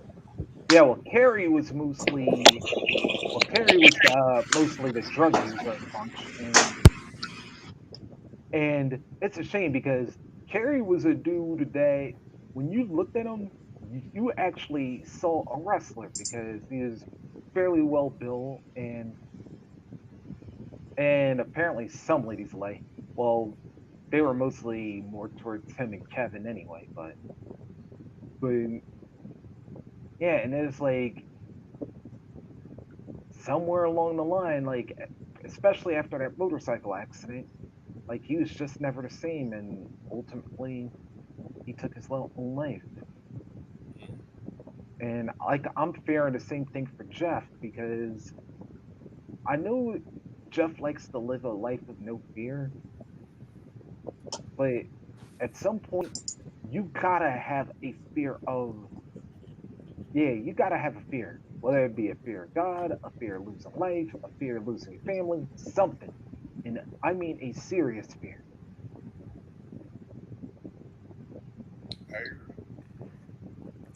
All right, yeah. Like I said, Team Bring It. Anything more you want to say? No, you guys pretty much covered it. I got you. Okay. Yeah. Well, we've gone through all the issues, the topics, the best topics. Anything else y'all want to talk about, or y'all want to wrap this up? You can wrap it up because I'm getting a little bit sleepy. Yeah, cool. Okay, cool. Yeah. It's almost okay, one here. It's one something out here. Hey, look, hey guys, it was an honor to have the members of HEELS4LYFE on here. Black Z Biter, welcome back. Zargon, this was probably the best show I've ever done. I had a blast, guys. I had a blast. Hey, thanks for having us. Yeah, me too. Thank you. Yeah, and like I said, sometime in the future, we'd love to have all y'all back, and possibly another brother from London. Me and Zargon will send a shout out to Kid Stacy. Definitely.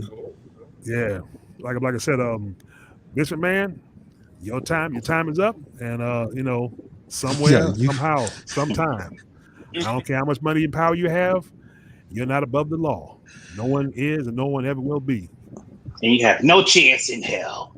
There you go. Like I said, hey Chris, you said if he dies tomorrow, the day he does die, he damn sure ain't going to heaven. That's the damn show. He's going to heaven. He's so enjoy all this fun while you can. Yeah, I think he sold his soul a long time ago. Yeah, indeed. As soon as he got that company. Yeah. Ironically enough, I was like, yeah. And if I could throw one more line, it said, Vince.